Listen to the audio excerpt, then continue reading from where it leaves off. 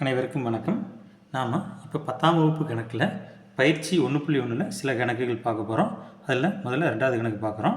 அதில் கேள்வி a = 1, 2, 3 மற்றும் b = x. x என்பது 10ஐ விட சிறிய பகா எண் எனில் a × b மற்றும் b × a ஆகியவற்றை காண்க. அதற்கான தீர்வு, இந்த ஏங்கிற கணம் பட்டியல் முறையில் இருக்கிறனால அதை எடுத்து அப்படியே எழுதிக்கிட்டோம். ஆனால் பிங்கிற கணம் கன கட்டமைப்பு முறையில் இருக்குது. அது எக்ஸ் என்பது 10ஐ விட சிறிய பகா எண் அப்படின்னு கொடுத்துருக்குறாங்க. அப்போ 10ஐ விட சிறிய பகா எண்களான 2, 3, 5, 7 இந்த பிங்கிற கணத்துக்கு எழுதிக்கிட்டோம். அடுத்து a × b அப்படிங்கிறத கேட்டுக்கிறாங்க.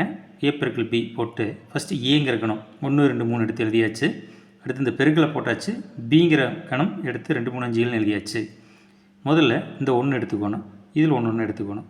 1, 2, 1, 3, 1, 5, 1, 7 1 எடுத்து முடிச்சாச்சு. அடுத்து 2, 2, 2, 2, 3, 2, 5, 2, 7 அடுத்தது 3, 3, 2, 3, 3, 3, 5, 3, 7 அடுத்தது b × a அப்படிங்கிறது கேட்டுருக்கிறாங்க. அதை எழுதியிருக்கிறேன். b × a ஃபஸ்ட்டு பிங்கிற கணத்தை எடுத்து எழுதிக்கோணும். பெருக்களை போட்டு ஏங்கிற கணத்தை எடுத்து எழுதிக்கிறோம். ஃபஸ்ட்டு பிங்கிற கணத்தில் இருக்கக்கூடிய 2 அப்படிங்கிற நம்பர் எடுத்துக்கிறோம். 2, 2, 1, 2, 2, 2, 3 எழுதியாச்சு. அடுத்தது 3, 3, 1, 3, 2, 3, 3 அடுத்தது 5, 1, 5, 2, 5, 3 அடுத்தது 7, 1, 7, 2, 7, 3 அடுத்ததாக 3வது கணக்கு. இதில் கேள்வி b × a அப்படின்னு கொடுத்துட்டு இந்த மாதிரியான ஒரு கணத்தை கொடுத்துருக்குறாங்க. கொடுத்துட்டு a மற்றும் b ஆகியவற்றை காண்கன்னு சொல்லியிருக்கிறாங்க. இங்கே b × aன்னு கொடுத்துருக்கிறதுனால இதில் இருக்கக்கூடிய முதல் உறுப்புகள் எல்லாம் பார்த்திங்கன்னா பிங்கிற கணத்தை சார்ந்தது. 2வது உறுப்புகள் எல்லாம் ஏங்கிற கணத்தை சார்ந்தது. ஒரு கணத்தில் ஒரு உறுப்பு ஒரு முறை மட்டுமே இடம்பெற வேண்டும். அதனால் இப்போ b பார்க்குறோம். முதல் உறுப்புகள் எழுதுகிறோம். இங்கே -2 இருக்குது, எழுதிடுறோம். அடுத்தது -2 இருக்குது, எழுதக்கூடாது. ஏன்னா ஒரு உறுப்பு ஒரு முறை மட்டுமே வர வேண்டும். அடுத்து 0 இருக்குது, 2 தடவை இருந்தாலும் ஒரு தடவை நம்ம எழுதிடுறோம். அடுத்து 3 ஒரு தடவை எழுதிடுறோம். அடுத்தது ஏங்கிற கணத்தை எழுத போகிறோம். இது 2வது இருக்கக்கூடிய உறுப்புகள் எழுத போகிறோம். 3, 4 எழுதிட்டோம்.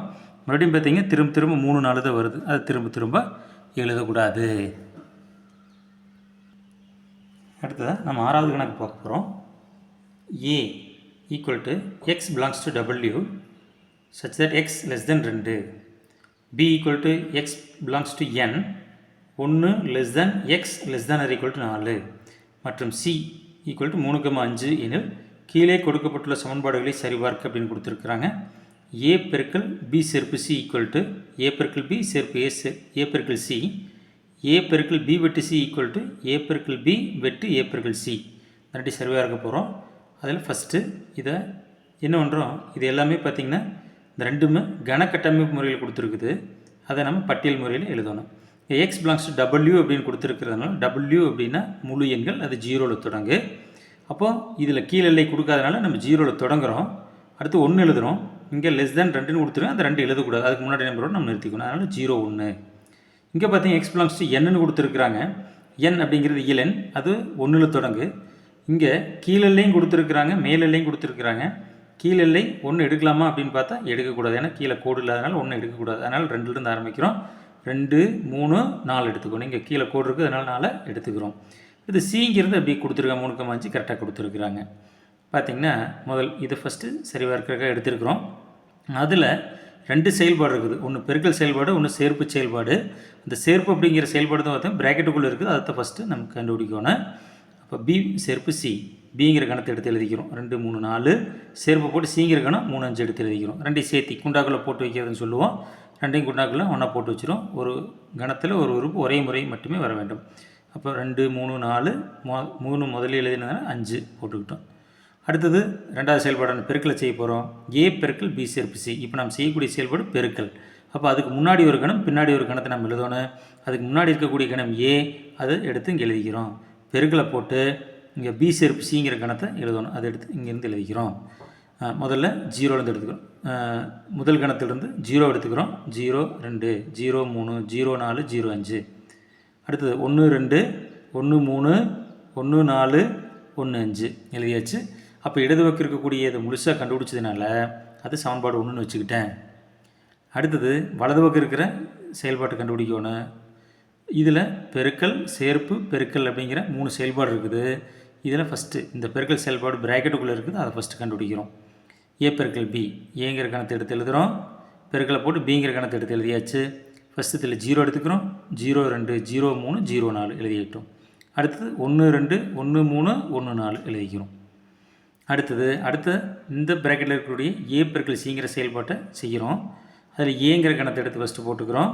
பெருக்கலை போட்டு சிங்கிற கணத்தை எடுத்து ரெண்டாவதாக போட்டுக்கிட்டு ஃபஸ்ட்டு இதில் 0 எடுத்துக்கிறோம். 0 3 0 5. அடுத்து 1 3 1 5 எழுதிக்கிட்டோம். அடுத்தது இந்த சேர்ப்பு அப்படிங்கிற செயல்பாட்டை செய்ய போகிறோம். முழுசு எழுதிக்கிறோம். ஏ பெருக்கல் பி சேர்ப்பு ஏ பெருக்கல் சி. இங்கே சேர்ப்பு அப்படிங்கிறது நாம் செய்ய வேண்டிய செயல்பாடு. அப்போ அதுக்கு முன்னாடி ஏ பெருக்கல் பி இருக்குது, அதை முழுசாக பார்த்துக்கணும். அது எடுத்து எழுதலை, காரணம் என்ன, பெருசாக இருக்கிறதுனா எடுத்து எழுதலை. இங்கே பார்த்துக்கிறோம். இது ஏ பெருக்கல் பி. அடுத்து ஏ பெருக்கல் சி, இது ரெண்டையும் சேர்த்து இங்கே எழுதணும். எழுதும்போது பார்த்திங்கன்னா இங்கே ஃபஸ்ட் நம்பர் 0 இருக்குதா, அப்போ எல்லாத்துலேயுமே 0 வர ஃபஸ்ட் எழுதிடுங்க. 0 2 0 3, இங்கே 0 3 இருக்குது, சரி இங்கே 0 4 இருக்குது எழுதியிருக்கிறேன். அடுத்தது 0 5 எழுதியாச்சு. 0 3 முதலே எழுதினதுனால எழுதலை. அடுத்தது 1 2 1 3 1 4 எழுதிட்டு அடுத்து 1 5 எழுதிட்டேன். இப்போ இது சமன்பாடு 2ன்னு வச்சுக்கிட்டு முழுசாக கண்டுபிடிச்சதுனால பாருங்கள், இந்த 1 2 ஒரே மாதிரி இருக்கிறதுனால 1 2 இம்ப்ளைஸ் அப்படின்னு போட்டு ஏ பெருக்கல் பி சேர்ப்பு சி ஈக்குவல் டு ஏ பெருக்கல் பி சேர்ப்பு ஏ பெருக்கல் சி அப்படின்னு எழுதியிருக்கிறேன். அடுத்தது ரெண்டாவது ஏ பெருக்கல் பி வெட்டு சி ஈக்குவல் டு ஏ பெருக்கல் பி வெட்டு ஏ பெருக்கல் சி சரிவாக இருக்கிறோம். அதில் ப்ராக்கெட் இருக்கக்கூடிய முதல் பி வெட்டு சி அதை கண்டுபிடிக்கிறோம். பிங்கிற கணம் எடுத்து எழுதிட்டேன். அடுத்து இந்த வெட்டை போட்டு சிங்கிற கணத்தை எழுதியாச்சு. வெட்டு அப்படின்னா தராசு, ரெண்டுலேயுமே இருக்கிறத எடுத்து எழுதணும். அதனால் ரெண்டுலேயுமே இருக்கக்கூடிய 3 எழுதியாச்சு. அடுத்தது பெருக்கல் செயல்பாடு ஏ பெருக்கல் பி வெட்டு சி. ஏங்கிற கணம் 0 1, அது இப்போ நம்மளுக்கு தெரியல வீடியோவில், ஆனால் நீங்கள் அந்த கணக்கு முதல்லேருந்து போட்டு பார்த்துட்டு இருந்தீங்கன்னா தெரியும். ஏ 0 1 பி வெட்டு சி அப்படிங்கிற இந்த 3 எடுத்து போட்டாச்சு. 0 3 1 3 எழுதிட்டோம். இது சமன்பாடு 3ன்னு வச்சுக்கிட்டோம்.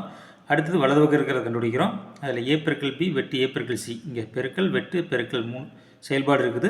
அதில் பிராக்கெட்டில் இருக்கக்கூடிய ஏ பெருக்கல் பிங்கிற செயல்பாட்டை ஃபஸ்ட்டு கண்டுபிடிக்கிறோம். இது முதலே கண்டுபிடிச்சிருக்கிறோம், அதே தான். அடுத்து ஏ பெருக்கல் சிங்கிற செயல்பாட்டை கண்டுபிடிக்கிறோம். அடுத்து இந்த வெட்டுங்கிற செயல்பாடு ரெண்டுலேயுமே இதுலேயும் ஒரே மாதிரி இருக்கிறது எடுத்து எழுதுகிறோம். அது 0 3 இருக்குது, அதே மாதிரி 1 3 இருக்குது, ரெண்டு மட்டும் எடுத்து எழுதியாச்சு. 3 4 பார்த்திங்கன்னா ஒரே மாதிரி இருக்குது. அப்போ 3 4 இம்ப்ளைஸ் அப்படின்னு போட்டு ஏ பெருக்கல் பி வெட்டு சி ஈக்குவல் டு ஏ பெருக்கல் பி வெட்டு ஏ பெருக்கல் சி அப்படின்னு எழுதிட்டோம். அடுத்தது பார்த்திங்கன்னா இந்த பயிற்சியில் இருக்கக்கூடிய மற்ற கணக்குகளை போடுறதுக்காக சில குறிப்புகள் கொடுத்துருக்கு, அதையும் பார்த்துக்கலாம். பாருங்கள், ஃபஸ்ட்டு இயலெண்கள் அப்படிங்கிறதுக்கான குறியீடு எண், அது 1ல் தொடங்கு அப்படின்னு போட்டிருக்கிறேன். அடுத்தது முழு எண்கள், அதற்கான குறியீடு W, அது 0ல் தொடங்கி போயிட்டுருக்கு.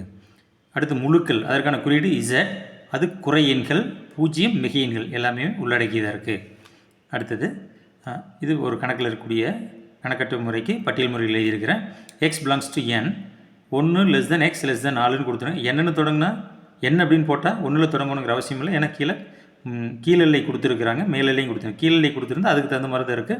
இந்த கீழே கோடு இல்லாதனால இந்த 1 போடக்கூடாது, அதனால் 2 3, இந்த கீழே கோடு 4 போடக்கூடாது, அப்போ 2 3 இருக்குது. அடுத்து b அப்படிங்கிறது x belongs to w 0 less than or equal to x less than 2ன்னு கொடுத்துருக்காங்க. இங்கே கீழே இருந்தாலும் இங்கே கீழே கோடு இருக்கா, அந்த 0வை எடுத்துக்கணும், ஆனால் 2 எடுக்கக்கூடாது கீழே கோடு இல்லாதனால. அப்போ 0 1 எழுதியிருக்கிறோம். எக்ஸ் பிலாங்ஸ் டு சிங்கிறது x belongs to N, x less than 3ன்னு கொடுத்துருக்குறாங்க. இங்கே கீழே இல்லை கிடையாது. அப்போ என் அப்படின்னா 1ல் தொடங்கிக்கலாம். 1 2 இங்கே கீழே கோடுனா 3 எழுதக்கூடாது, அவ்வளோதான். அடுத்தது 3வது ஒரு ஹிண்ட்டு, பி என்பது 8ஐ விட குறைவான பகா எண்களின் கணம் அப்படின்னு இது விவரித்தல் முறை அப்படிங்கிற முறையில் கொடுத்துருக்குறாங்க. அதற்கான பட்டியல் முறை 8ஐ விட குறைவான பகா எண்களின் கணம் அப்படின்னாலும் அதே 2 3 5 எழுத வருது. அடுத்து சி என்பது இரட்டைப்படை பகா எண்களின் கணம் அப்படின்னு கொடுத்துருக்குறாங்க. ஒரே ஒரு இரட்டை எண், அது பகையனாக இருக்கக்கூடிய 2 மட்டும்தான், அதை எழுதியிருக்கிறோம். இதே கணக்கில் பி மைனஸ் சி கண்டுபிடிக்க வேண்டிய அவசியம் இருக்குது, அதனால் அதை கண்டுபிடிச்சிருக்கிறோம். பி மைனஸ் சி அப்படின்னா பார்த்திங்கன்னா பிங்கிற கணத்தை எழுதிட்டு மைனஸை போட்டு சிங்கிற கணத்தை எழுதிட்டு மைனஸ் பண்ணுறது அப்படின்னா ஒரே மாதிரி இருக்கிறத அடிச்சு விட்டுட்டு மிச்சம் முன்னாடி என்ன இருக்குதோ அதை மட்டும் எழுதினா போதும். நன்றி.